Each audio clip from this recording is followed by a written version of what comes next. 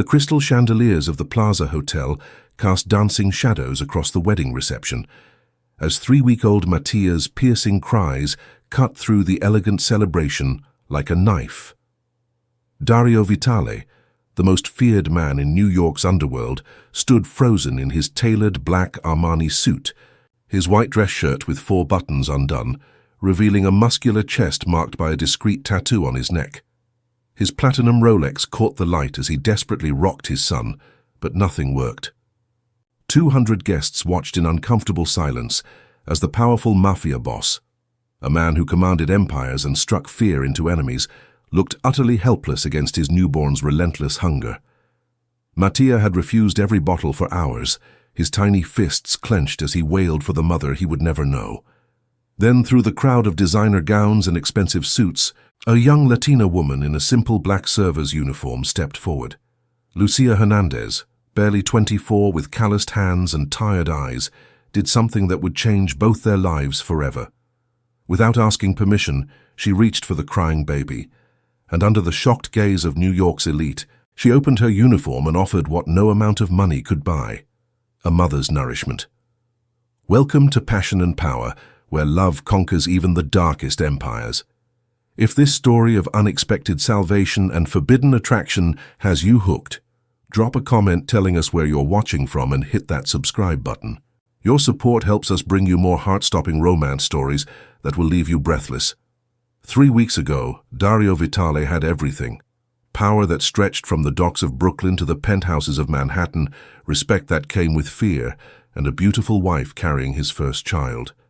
Today he stood in the nursery of his Upper East Side mansion, staring at the tiny human who had cost him everything he loved.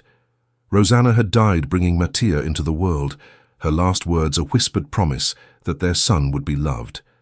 But love, Dario was learning, wasn't enough when your child refused to eat.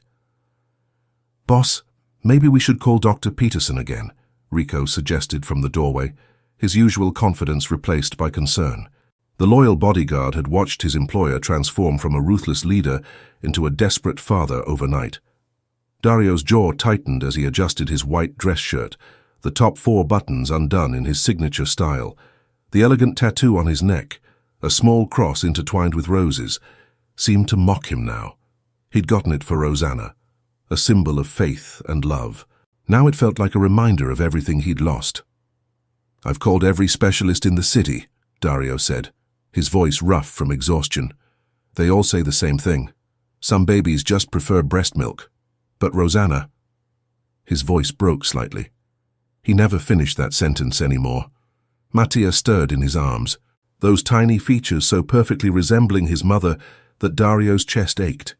The baby's dark hair and delicate nose were pure Rosanna, but his eyes, when they opened, held Dario's intensity, even at 3 weeks old. "Your sister's wedding is in 2 hours, Rico reminded him gently. "Adriana will understand if you don't..." "No." Dario's tone brooked no argument. "Adriana has planned this day for months. I won't let my problems ruin her happiness." He looked down at Mattia, who was beginning to fuss again. "We'll manage somehow." The Plaza Hotel buzzed with pre-wedding energy when they arrived. Adriana Carbone looked radiant in her designer gown, her dark hair swept into an elegant updo that showcased the family diamonds. She rushed to her brother the moment she saw him. "Dario, you came!" She kissed his cheek before cooing at Mattia. "How's my beautiful nephew?" "Hungry," Dario said simply, bouncing the baby gently. "But he'll be fine." Adriana's expression softened with concern. She knew about the feeding struggles, had even offered to help, but there was only so much anyone could do. Maybe during the reception he'll settle down with all the music and people. The ceremony was beautiful, held in the hotel's grand ballroom with its soaring ceilings and crystal chandeliers. Christopher Walsh, Adriana's new husband, was a good man, a successful attorney with no ties to the family business, exactly what Adriana wanted. Dario respected that choice, even if it meant keeping certain parts of his life separate from hers. Mattia remained calm during the vows, lulled by the organ music and Dario's steady heartbeat. For a moment, Dario allowed himself to hope. Maybe today would be different. Maybe his son would finally accept the bottle. That hope shattered during the reception. Mattia's cries started softly, then escalated to full-blown wails that echoed through the elegant ballroom.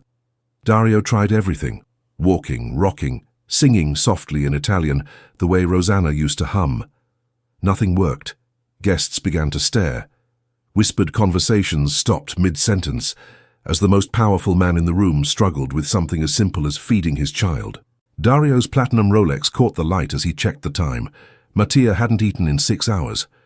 "Sir, maybe I should take him outside," Rico offered, but Dario shook his head. "He needs to eat, not just be quiet." Desperation crept into his voice. "I can't let him starve." From across the room, Lucia Hernandez watched the scene unfold with growing concern. She'd been working the evening shift, serving champagne and canapes to guests who probably spent more on their shoes than she made in a month. But her attention kept drifting to the man in the expensive suit who looked like his world was falling apart. She knew who he was, of course. Everyone in the service industry knew the Vitale name, whispered it with a mixture of fear and respect. Dario Vitale was dangerous, powerful, untouchable. But right now he just looked like a father who didn't know how to help his child. Lucia's own daughter, 4-month-old Celeste, was being watched by her elderly neighbor, Mrs. Chen, in their tiny Queen's apartment. Lucia had been nursing Celeste just before her shift, her body still producing milk in abundance. The sound of Mattia's desperate cries triggered every maternal instinct she possessed. She shouldn't get involved. She was nobody, a single mother working 3 jobs to keep food on the table and a roof over their heads. But as Mattia's cries grew more frantic and she saw the raw pain in Dario's dark eyes, Lucia found herself moving. The crowd parted as she approached, her simple black uniform a stark contrast to the designer gowns surrounding her. Conversations died as guests realized what was happening. A server was approaching Dario Vitale uninvited. "Excuse me," Lucia said softly, her accented English barely audible over Mattia's cries. Her heart hammered against her ribs as Dario's intense gaze fixed on her. Up close, he was even more intimidating, tall, broad-shouldered with the kind of presence that commanded attention, but his eyes held a vulnerability that made her brave. "He's hungry," she continued, extending her arms slightly. I might be able to help." Dario stared at her for a long moment, his mind processing what she was offering. This woman, this stranger, was willing to nurse his son. The rational part of his brain screamed warnings about trust and vulnerability, but Mattia's cries were growing weaker, and desperation overruled caution. Without a word, he placed his son in Lucia's arms. The ballroom fell silent as Lucia cradled Mattia against her chest. She moved with practiced efficiency, finding a quiet corner near the floor-to-ceiling windows that overlooked Central Park. With her back to the crowd, she discreetly adjusted her uniform and guided Mattia to her breast. The effect was immediate. Mattia's cries stopped, as if someone had flipped a switch. The only sounds in the vast ballroom were the soft whispers of fabric and the gentle sounds of a baby finally getting what he needed. Dario stood frozen, watching this miracle unfold. His son, who had rejected every bottle, every attempt at comfort, was peaceful in the arms of a woman whose name he didn't even know. The sight stirred something deep in his chest, an emotion he couldn't quite name. "What's your name?" he asked quietly, moving closer but maintaining a respectful distance. "Lucia," she whispered back, not taking her eyes off Mattia. "Lucia Hernandez." "Thank you, Lucia." The words felt inadequate for what she'd just done. "You saved him." She looked up then, meeting his gaze with surprising directness. Any mother would do the same. But they both knew that wasn't true. In a room full of wealthy, powerful people, only she had stepped forward. Only she had offered what his money couldn't buy. As Mattia nursed contentedly, Dario found himself studying the woman who held his son. She was beautiful in an understated way, warm brown eyes, long dark hair pulled back in a simple ponytail, olive skin that spoke of Latin heritage. But it was her gentleness, the natural way she cradled Mattia, that captivated him. "How did you know?" he asked. "I have a daughter," Lucia admitted, 4 months old. I recognized the cry. He's not sick or tired. He's starving. The simple truth hit Dario like a physical blow. His son had been starving, and he'd been powerless to help. This woman, this angel, had saved Mattia's life. As the reception continued around them, Dario made a decision that would change everything. He couldn't let Lucia disappear back into the crowd, back to whatever life had brought her here tonight. Mattia needed her, and if he was honest with himself, maybe he needed her too. The question was, would she stay? Lucia felt the weight of 200 stares as she continued nursing Mattia in the corner of the plaza's grand ballroom. The baby had settled completely. His tiny fist curled against her uniform as he fed peacefully for the first time in weeks. She tried to ignore the whispered conversations and shocked expressions of the wedding guests, focusing instead on the miracle happening in her arms. "You're a natural," Dario said softly, his voice carrying a warmth that surprised her. When she looked up, she found him watching her with an expression she couldn't quite read, gratitude mixed with something deeper, more complex. "I should return him soon," Lucia whispered, acutely aware that she was still on duty. James, the hotel manager, would have her head if he found her away from her station for too long. "My supervisor is taken care of," Dario interrupted, his tone carrying the quiet authority of a man accustomed to getting what he wanted. "I spoke with the hotel management. You're not to be disturbed." Lucia's eyes widened. In the span of 10 minutes, this man had somehow rearranged her entire evening. The casual display of power should have frightened her, but instead she felt a strange sense of protection. "I don't understand," she said. "Why would you—" "Because you saved my son's life." Dario's voice was rough with emotion. "Do you have any idea what these past 3 weeks have been like? Watching him cry, knowing he was hungry, and being completely powerless to help him." The vulnerability in his confession made Lucia's chest tighten. She'd heard the stories about Dario Vitale, the ruthless businessman, the dangerous man who controlled half of New York's underground. But the man standing before her looked like any father who'd been pushed to his breaking point. "What happened to his mother?" she asked gently, then immediately regretted the question. "I'm sorry, that's not my place to—" "She died in childbirth." The words came out flat, emotionless, but Lucia could see the pain he was trying to hide. "Complications, the doctors said. They said she chose him over herself in the end." Lucia's heart broke for this tiny baby who would never know his mother's love, and for the man who'd lost everything in one devastating moment. "I'm so sorry." Mattia had finished nursing and was now sleeping peacefully against her chest. Lucia carefully adjusted her uniform, then looked up to find Dario watching her every movement with intense focus. "He's beautiful," she said, smoothing down Mattia's dark hair. "He looks like you." "Everyone says he looks like Rosanna." Dario's voice caught slightly on his late wife's name. But his eyes. When he's awake, his eyes are mine. "The stubborn streak too, I'd guess," Lucia said with a small smile, trying to lighten the heavy mood, refusing all those bottles. To her surprise, Dario's lips curved in what might have been a smile. "Definitely gets that from me." The moment was interrupted by the approach of an elegant woman in a stunning red gown. Lucia recognized her immediately, Allegra Marini, whose photo appeared regularly in society pages. She was breathtakingly beautiful, with the kind of polished sophistication that came from old money and careful breeding. "Dario, darling," Allegra said, her voice carrying a slight Italian accent. "I heard Mattia was causing quite a scene. Poor little angel." Her gaze swept over Lucia dismissively before settling on the baby. "Perhaps I should take him now. I did promise Rosanna I'd help with—" "He's fine where he is," Dario interrupted, his tone cooling noticeably. Allegra's perfectly sculpted eyebrows rose. "Surely you're not going to leave him with—" "The help." She said the last 2 words as if they tasted bitter. Lucia felt heat rise in her cheeks, but before she could respond, Dario stepped closer, his presence suddenly radiating danger. "Lucia just did what no one else could," he said, his voice deadly quiet, "including you." "I was Rosanna's best friend," Allegra pressed, her composure cracking slightly.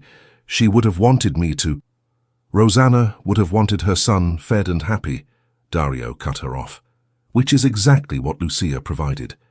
The tension between them was palpable. Lucia found herself caught in the middle of something much larger than a simple disagreement about childcare. There was history here, complicated emotions that had nothing to do with her. "I should go," Lucia said quietly, starting to rise with Mattia still in her arms. "No." Dario's hand touched her shoulder gently, but his eyes never left Allegra. "Stay. Please." Allegra's face flushed with anger and something that looked like jealousy. "This is ridiculous, Dario. You can't possibly be considering—" "What I consider is none of your concern," Dario said firmly. "Now, if you'll excuse us, I'd like to speak with Lucia privately." Allegra's mouth opened and closed like a fish out of water. Finally, she spun on her designer heels and stalked away, but not before shooting Lucia a look that promised this wasn't over. "I'm sorry about that," Dario said once they were alone again. "Allegra has strong opinions about how I should raise my son." "She was your wife's friend?" Lucia asked, though she suspected there was more to the story. "Among other things." Dario's jaw tightened. "She seems to think that gives her certain rights where Mattia is concerned." Lucia didn't need him to spell it out.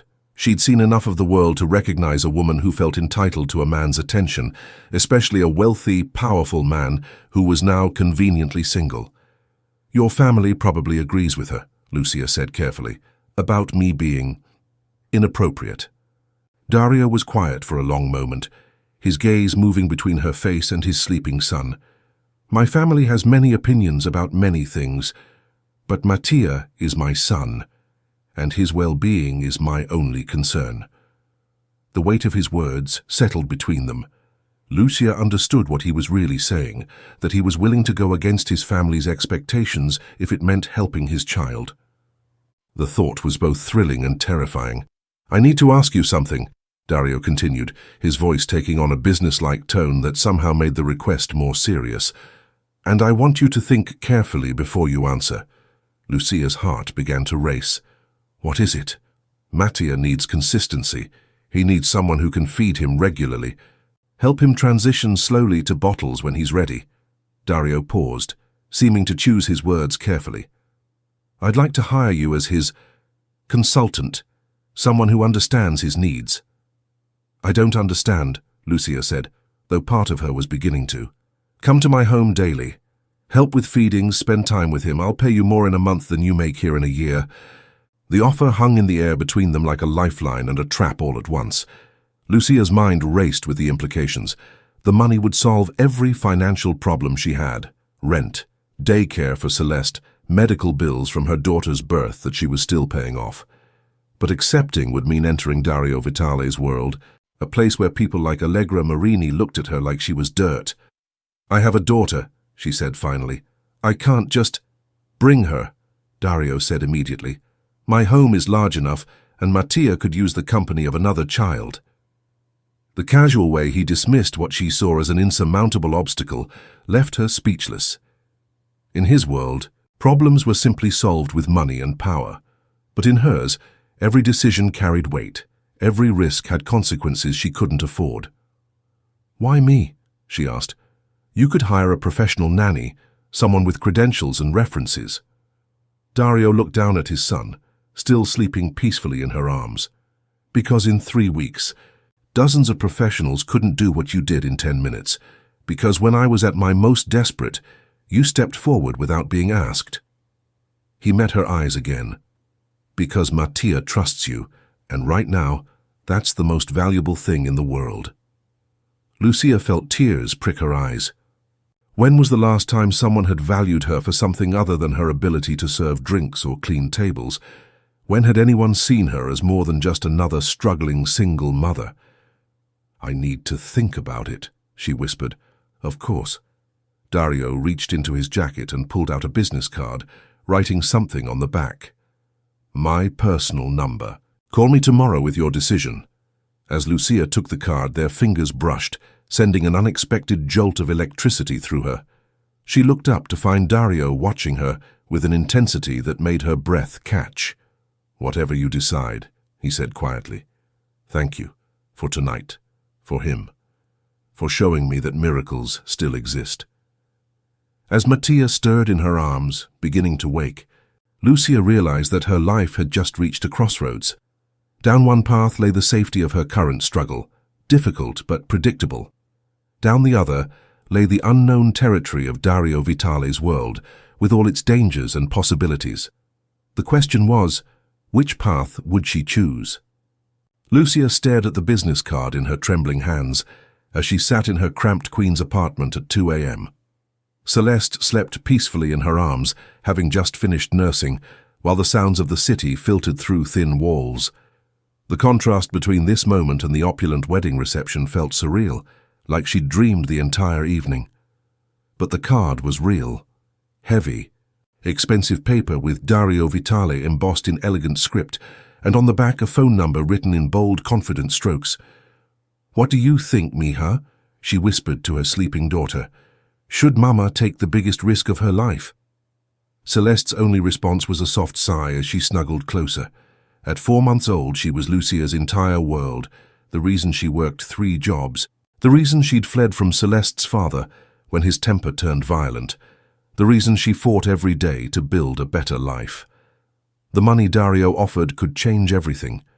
No more choosing between groceries and electricity. No more lying awake at night wondering how she'd pay for daycare. No more watching other children have opportunities that Celeste might never get. But entering Dario Vitale's world meant entering a place where people like Allegra Marini looked at her like she was nothing. It meant being around a man whose very presence made her heart race in ways that terrified her. Her phone buzzed with a text from her neighbor, Mrs. Chen. "How was work tonight, dear? Celeste was an angel." Lucia smiled despite her turmoil. Mrs. Chen was the closest thing to family she had in New York, an elderly Chinese woman who'd taken Lucia under her wing when she'd arrived pregnant and alone. She was also the only person who knew the truth about Celeste's father. "Different than usual," Lucia typed back. "Tell you tomorrow." She was about to put the phone away when it rang, startling her. The number was unfamiliar, but something made her answer. "Hello? Lucia?" Dario's voice was rough, tired. "I'm sorry to call so late. I know you said you needed time to think, but is Mattia okay?" she asked immediately, maternal instinct overriding everything else. "He won't stop crying again. It's been 3 hours since you fed him and he's refusing the bottle completely." The desperation in his voice was heartbreaking. "I know I have no right to ask, but where are you?" "Home, Upper East Side." He rattled off an address that Lucia recognized as one of the most exclusive areas in Manhattan. "I'll be there in an hour," she heard herself say. "Lucia, you don't have to." "Yes, I do." She was already moving, gathering Celeste's diaper bag with one hand while cradling her daughter. A baby shouldn't suffer because adults are complicated. The taxi ride to Manhattan felt endless. Lucia had dressed quickly in jeans and a simple sweater, her hair pulled back in a messy bun. She felt underdressed and out of place, but Mattia's needs trumped her insecurities. The Vitale mansion was everything she'd expected and more. A towering brownstone that took up half a city block, with iron gates and security cameras that tracked their approach. The taxi driver whistled low under his breath. "You sure this is the right address, lady?" Before Lucia could answer, the gate swung open and a figure emerged from the house. Even in the dim streetlight, Dario's presence was unmistakable. He'd changed from his wedding attire into dark jeans and a white t-shirt that clung to his muscular frame, but he still radiated the same dangerous elegance. "Thank you," he said simply as she approached, his eyes taking in her casual clothes and the baby carrier in her arms. "Both of you." "Where is he?" Lucia asked, already hearing Mattia's cries echoing from inside the house. Dario led her through rooms that belonged in a museum, marble floors, priceless artwork, furniture that probably cost more than she made in a decade. But Lucia barely noticed the opulence. Her focus was entirely on the increasingly desperate sounds coming from upstairs. The nursery was a study in understated luxury, decorated in soft blues and whites with hand-painted murals of Italian countryside scenes. Mattia lay in a crib that probably cost more than her monthly rent, his tiny face red from crying, his little fists clenched in frustration. "How long has he been like this?" Lucia asked, immediately lifting him from the crib. "Since about an hour after you left." Dario ran his hands through his dark hair, the gesture revealing his exhaustion. I tried everything. Bottles, walking, music, nothing worked. Lucia settled into the plush nursing chair by the window, adjusting her sweater, as Mattia immediately began to calm at her familiar scent. Within moments, he was nursing peacefully, his cries replaced by contented silence. It's like magic, Dario said softly, sinking into the chair across from her. Every time. Not magic, Lucia corrected gently. Just what he needs. He's still so young, still grieving his mother in his own way. The words hung heavy in the air. Dario was quiet for a long moment, watching his son with an expression of profound sadness mixed with gratitude. I keep thinking I should be able to do this, he admitted. I run a multi-billion-dollar organization. I make decisions that affect thousands of people, but I can't figure out how to feed my own child. Being a parent isn't about power or control, Lucia said softly. It's about love and instinct, and sometimes just showing up. Is that what you did tonight? Just showed up? Lucia looked down at Mattia, then across at Celeste, sleeping in her carrier. I did what any mother would do, what I'd want someone to do for Celeste if she needed help. Tell me about her, Dario said, his gaze moving to the sleeping baby. About Celeste. Lucia hesitated. Her daughter's story was complicated, painful in places, but something about the quiet intimacy of the moment, the way Dario was looking at her, not with pity or judgment, but with genuine interest, made her want to share. She's everything to me, she began. Smart, curious, already trying to sit up on her own. She loves music. I sing to her in Spanish, songs my grandmother taught me. And her father? The question she'd been dreading. Lucia's jaw tightened involuntarily. Not in the picture, by choice. Mine. Dario's expression darkened slightly, and she realized he'd picked up on what she hadn't said. Did he hurt you? Not physically, she said quickly, then paused. Not often, anyway. But he was. Controlling. Angry. I knew that if I stayed, Celeste would grow up thinking that was normal. So you left. I ran. The admission came out more bitter than she'd intended. Took nothing but the clothes on my back and came to New York. I had a cousin here, but things didn't work out. You've been alone since then. Lucia nodded, surprised by how easy it was to talk to him. Mrs. Chen, my neighbor, helps when she can, but mostly it's just us. Dario was quiet, processing her words. When he spoke again, his voice was carefully controlled. The offer I made earlier, it's not charity, Lucia, it's necessity. Mattia needs you, and I... He paused, seeming to struggle with the words. I need to know he's okay. Your family won't approve, she said, thinking of Allegra's cold stare and the whispered conversations at the wedding. My family will learn to accept what's best for Mattia. And if they don't? Dario's eyes met hers, and she saw steel beneath the exhaustion. Then they'll deal with me. The simple statement carried the weight of absolute authority. This was the man who commanded respect through fear, who could make problems disappear with a phone call. But he was using that power to protect his son's caregiver, to protect her. I'm scared, she admitted quietly. Of me. Of this. Of what it means. Of what happens when you don't need me anymore. Dario leaned forward, his elbows on his knees, his gaze intense. What if I told you that I don't think that day will ever come? The words sent a shiver through her that had nothing to do with the temperature. There was something in his voice, in the way he was looking at her, that suggested he wasn't just talking about Mattia's needs anymore. I should go, she whispered, but made no move to get up. Stay.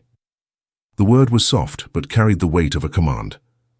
Please, just until he's settled for the night. Lucia looked down at Mattia, who had finished nursing and was now sleeping peacefully against her chest. She should leave, should go back to her safe, predictable life. But as she sat in this beautiful room, holding this precious baby, while his father watched her with eyes full of gratitude and something deeper, she realized that safety was an illusion she could no longer afford. Okay, she said finally. "I'll stay tonight." What she didn't say, what she was barely willing to admit to herself, was that she was already beginning to wonder if she'd ever want to leave. 2 weeks later, Lucia had fallen into a routine that felt both natural and surreal. Every morning, she and Celeste would take the subway from Queens to Manhattan, where Rico would meet them at the station with a car that cost more than most people's homes. The contrast never stopped feeling jarring, her second-hand clothes and worn diaper bag against the backdrop of Dario's world of luxury and power. But it was working. Mattia was thriving, gaining weight and sleeping better. The transition to bottles was slow but steady, with Lucia nursing him 3 times a day and supplementing with formula when he'd accept it. More importantly, the desperate edge had left Dario's eyes, replaced by something that made Lucia's heart race whenever she caught him watching her. "You're a miracle worker, Doctor," Peterson had declared during Mattia's checkup that morning. "Whatever you're doing, keep doing it." Now, as afternoon sunlight streamed through the nursery windows, Lucia sat in the rocking chair with both babies, Mattia nursing while Celeste played with her toes in the portable crib Dario had insisted on buying. The domestic scene felt almost normal, if she ignored the priceless artwork on the walls and the fact that armed security patrolled the grounds. "Lucia," Dario's voice came from the doorway, and she looked up to find him watching the scene with an expression she couldn't quite read. He'd just returned from a business meeting, his white dress shirt slightly wrinkled, the top 4 buttons undone as always, revealing the elegant tattoo on his neck. His platinum Rolex caught the light as he loosened his tie. "How did it go?" she asked softly, not wanting to disturb Mattia. "Fine." But there was tension in his shoulders that suggested otherwise. "Any problems here?"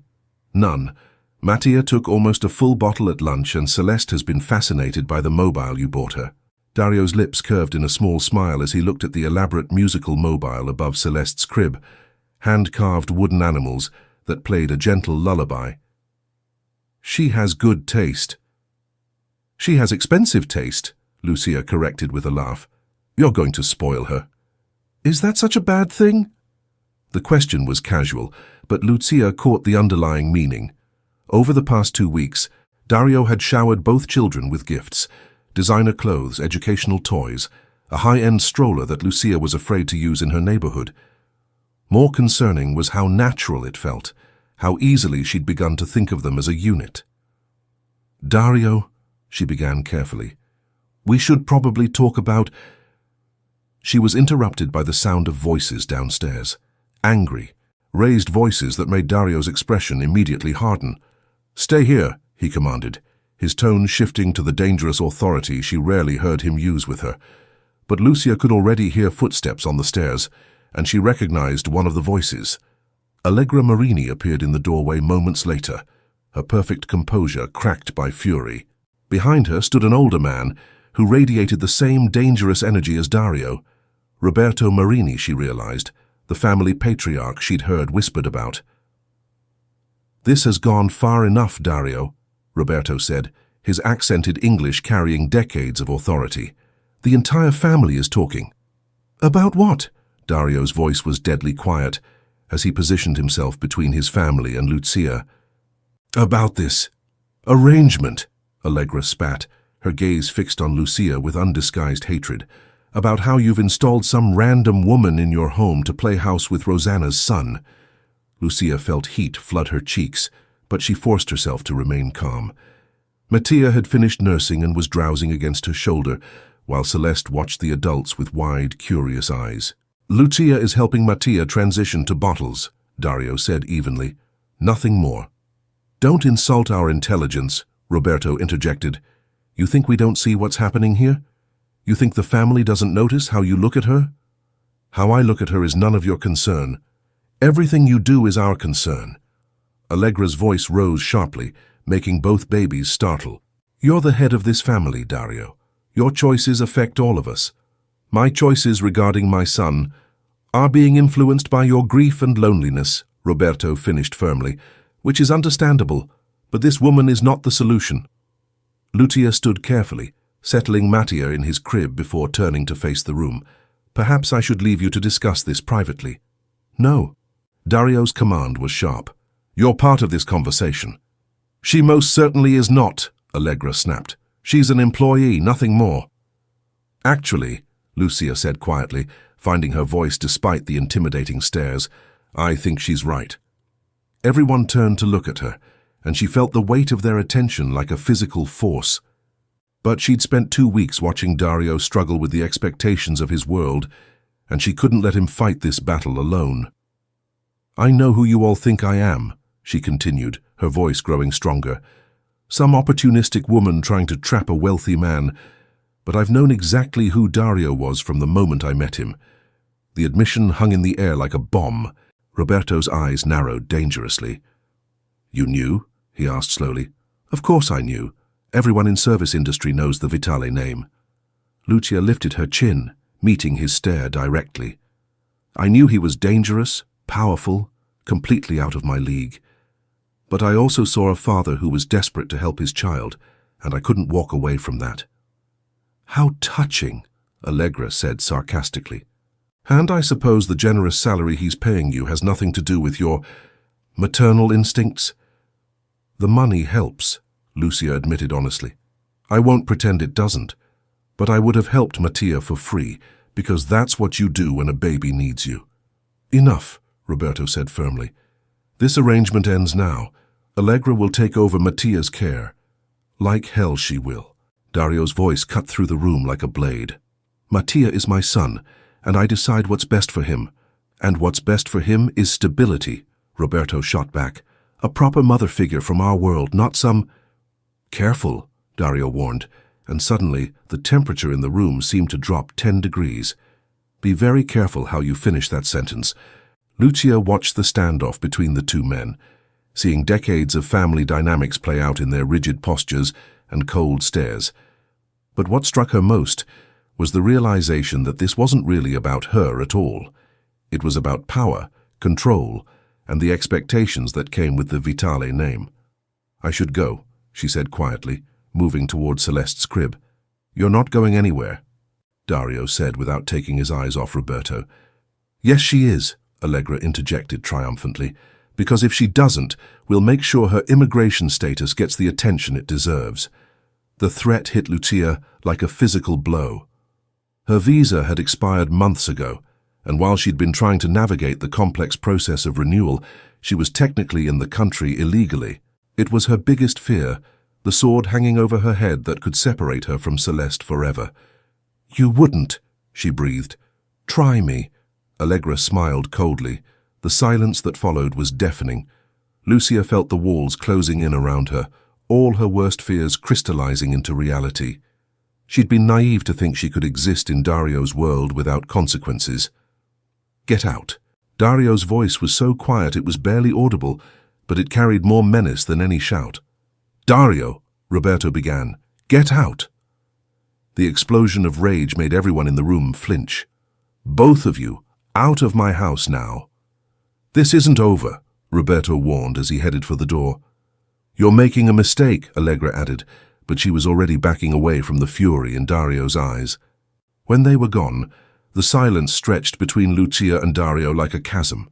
She could see the war playing out on his face, love for his son, loyalty to his family, and something else that made her heart ache. I have to go, she whispered, lifting Celeste from her crib. No. But his voice lacked conviction. Yes. Tears she'd been holding back finally spilled over. They're right, Dario. I don't belong in your world. I was foolish to think I could.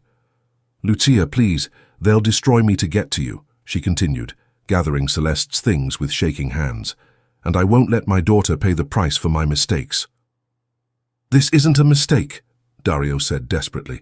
What we have is impossible. She turned to face him, memorizing his face even as her heart shattered. Goodbye, Dario. As she walked out of the nursery, she heard Mattia begin to cry behind her. The sound nearly broke her resolve, but she forced herself to keep walking. Some fairy tales, she realized, were never meant to have happy endings. What she didn't see was Dario standing in the nursery long after she'd gone, his hands clenched into fists as he listened to his son cry for the woman who'd just walked out of both their lives. 3 days. 72 hours since Lucia had walked out of his life, and Dario felt like he was losing his mind. Mattia had barely eaten, refusing bottles and crying inconsolably for hours at a time. The sound of his son's distress was torture, but it was nothing compared to the hollow ache in Dario's chest every time he walked past the empty nursery chair where Lucia used to sit. "Boss, you need to eat something," Rico said carefully, setting a plate of untouched food on Dario's desk. The loyal bodyguard had been walking on eggshells for days, watching his employer spiral into a darkness that had nothing to do with business and everything to do with a woman and her baby daughter. "Any word from the team watching her apartment?" Dario asked, not looking up from the financial reports he'd been staring at for an hour without reading. "She hasn't left except for work. The baby seems fine, but—" Rico hesitated. "She looks tired, boss. Really tired." Dario's jaw tightened. He'd stationed security near Lucia's building, not to intimidate her, but to ensure Allegra didn't make good on her immigration threats. The reports came back the same every day. Lucia going to work, coming home, taking care of Celeste, living her life as if the past 2 weeks had never happened, as if he'd never happened. "Sir." Dr. Peterson's voice came from the doorway. "I came as soon as I could." Dario looked up to find the pediatrician's concerned expression focused on the baby monitor, where Mattia's weak cries could be heard from upstairs. "He's barely eaten in 3 days. I've tried everything. Different formulas, different bottles, even brought in a wet nurse from the agency. And he won't take anything from anyone." Dario's voice cracked slightly. "He's looking for her." Dr. Peterson nodded grimly. "Babies form attachments quickly, especially when they're as young as Mattia was when he met Lucia. To him, she became his primary caregiver, his source of comfort and nutrition. So what do I do?" The question came out more desperate than Dario intended. "You could try gradually transitioning him with items that carry her scent, or I could bring her back," Dario finished. "That would certainly be the most effective solution, but I understand there are complications." Complications? That was one way to put it. Dario's phone had been ringing non-stop with calls from family members, each one expressing their displeasure with his obsession with an unsuitable woman. Roberto had made it clear that continuing to pursue Lucia would be seen as a betrayal of family values and traditions. But as Mattia's cries grew weaker, more resigned, Dario realized that family approval meant nothing if his son was suffering. "Rico," he said suddenly, standing from his desk, "get the car." "Where are we going, boss?" "To fix this." The drive to Queens felt endless, but it gave Dario time to think about what he was going to say. "How did you apologize for letting your family threaten the woman you, cared about, was falling for?" The emotions were too complex, too new for him to fully understand. Lucia's building was everything his mansion wasn't. Old, tired, with broken windows and graffiti on the walls. The contrast made his chest tighten with guilt. While he'd been living in luxury, she'd been struggling in this place, working multiple jobs to keep a roof over her daughter's head. He climbed the narrow stairs to the 3rd floor, Rico trailing behind him like a shadow. The hallway smelled of cooking spices and old carpet, but it was clean, maintained with the kind of pride that came from people who had little but cared for what they had. Apartment 3B. Dario raised his hand to knock, then hesitated. What if she refused to see him? What if she'd already decided that her life was better without the complications he brought? The decision was made for him when the door opened, revealing Mrs. Chen, the elderly neighbor Lucia had mentioned. The woman took one look at Dario's expensive suit and designer watch and immediately tried to close the door. "Wait," Dario said quickly, putting his hand against the door. "Please, I'm here to see Lucia." "She's working," Mrs. Chen said firmly, "and she doesn't want to see you." "Did she tell you that?" The older woman's expression softened slightly. "She didn't have to. I've seen enough heartbreak in my life to recognize it. Then you know I need to make this right." Mrs. Chen studied him for a long moment, her sharp eyes taking in everything from his exhausted appearance to the desperation he was trying to hide. "The baby? Won't eat, won't sleep. He's looking for her. And you?" The simple question hit him like a punch to the gut. "I'm looking for her too. Something in his voice must have convinced her, because Mrs. Chen stepped back and opened the door wider. "She's at the hotel until midnight. But Mr. Vitale, if you hurt that girl again, you'll answer to me." The threat from the tiny elderly woman should have been amusing, but Dario found himself nodding seriously. Understood. The Plaza Hotel at 11 p.m. was a different world from the wedding reception where he'd first met Lucia. The elegant spaces were quieter, filled with late-night diners and business travelers rather than celebrating families. Dario found her in the main restaurant, clearing tables with the same efficient grace he remembered. She looked tired, he realized. Rico had been right. There were shadows under her eyes, and she moved with the careful precision of someone running on fumes. When she turned and saw him standing in the doorway, she froze completely. "Lucia." He stepped forward, ignoring the curious stares from other staff members. "We need to talk." "I'm working," she said quietly, but her hands were shaking as she continued stacking plates. "James," Dario called to the manager, who immediately hurried over. "I need to borrow Lucia for a few minutes." "Of course, Mr. Vitale. Take all the time you need."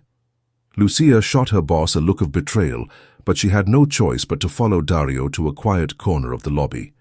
They sat in leather chairs that probably cost more than her monthly salary, the silence stretching between them like a chasm. "How's Celeste?" he asked finally. "Fine." Her voice was clipped, professional. "How's Mattia?" "Dying." The word came out harsher than he'd intended, but it got her attention. "He won't eat, Lucia. It's been 3 days, and he's barely taken anything." He saw the moment her maternal instincts overrode her anger. Her hands clenched in her lap, and she had to visibly force herself not to ask more questions. "I'm sorry," she said instead, "but I can't. I fired them." "What?" "Roberto, Allegra, half the family council, anyone who threatened you, anyone who made you feel unwelcome in my home." Dario leaned forward, his voice intense. "They're out of my life, Lucia, permanently." She stared at him in shock. "You can't do that. They're your family. You're my family." The words came out before he could stop them, raw and honest. "You and Celeste and Mattia, you're what matters. Dario, I love you." There it was, the truth he'd been avoiding for weeks. "I'm in love with you, and I'm terrified that I've lost you because I was too much of a coward to fight for you when it mattered." Lucia's eyes filled with tears. "It's not that simple." "It is that simple." He reached for her hands, relief flooding through him when she didn't pull away. "I choose you, Lucia. I choose us. Whatever the consequences, whatever the cost, I choose you. Your family will never accept me. Then I'll build a new family with you." She was crying now, tears streaming down her face as she struggled with the decision that would change everything. What if it doesn't work? What if we're too different? Then we'll figure it out together. Dario lifted her hands to his lips, pressing gentle kisses to her knuckles. "But please don't make me figure out how to live without you. I don't think I can." The silence stretched between them, filled with possibility and fear in equal measure. Finally, Lucia spoke, her voice barely a whisper. "Mattia really won't eat. He's waiting for his mother to come home." More tears, but these seemed different, hopeful rather than heartbroken. "And Celeste? You meant what you said about her being family." "I meant every word." Dario's voice was fierce with conviction. "She did the unthinkable that night at the wedding. She brought you into our lives. How could I not love her for that?" Lucia laughed through her tears, the sound like music after days of silence. "You're crazy, you know that? Crazy about you. That was terrible." "I'm new at this," he admitted, his own smile breaking through, "but I'm willing to learn." She studied his face for a long moment, seeing past the power and danger to the man underneath, the father who would sacrifice everything for his son, the man who was willing to rebuild his entire world around her. "Okay," she whispered. "Okay, let's go home." She stood up, pulling him with her. "Let's go feed our son. Our son." The words hit Dario like a revelation, filling the hollow spaces in his chest with warmth and hope. As they walked out of the hotel together, Lucia's hand in his, He realized that sometimes the most unthinkable thing was also the most necessary. Sometimes love really could conquer all. Years later, Dario would still smile when he remembered the first time Mattia called Lucia Mama. It happened on a sunny afternoon in the mansion's garden, where 3-year-old Mattia was chasing 4-year-old Celeste around the fountain while their parents watched from the terrace. "Mama, look!" Mattia had shouted, holding up a butterfly that had landed on his finger. "It's beautiful like you." Lucia had burst into tears right there on the spot, and Dario had pulled her into his arms, both of them overwhelmed by the simple perfection of the moment.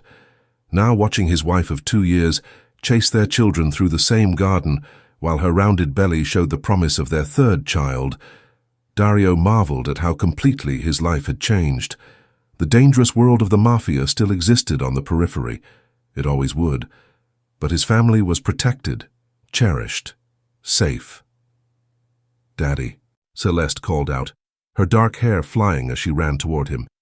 "Mattia says the baby is going to be a boy, but I think it's a girl." "What do you think, princess?" he asked, lifting her onto his lap. "I think it doesn't matter," she said, with the wisdom of a child, "because Mama will love it no matter what." Dario looked at Lucia, who was settling Mattia down for his afternoon nap on a blanket under the oak tree. She caught his gaze and smiled, the same smile that had captured his heart that night at the Plaza Hotel when she'd done the unthinkable. "Yes," he murmured, pressing a kiss to Celeste's forehead. "Mama loves us all no matter what." And as the afternoon sun cast golden light over his family, his real family, the one built on love rather than blood, Dario Vitali knew that sometimes the most unthinkable act was simply opening your heart to let love in. What an incredible journey of love, conquering all odds here at Passion and Power. Did Lucia's brave act at the wedding touch your heart as much as it touched ours? Drop a comment sharing your favorite moment from this story, and don't forget to subscribe for more heart-stopping romance tales. Your support means everything to our growing family of romance lovers.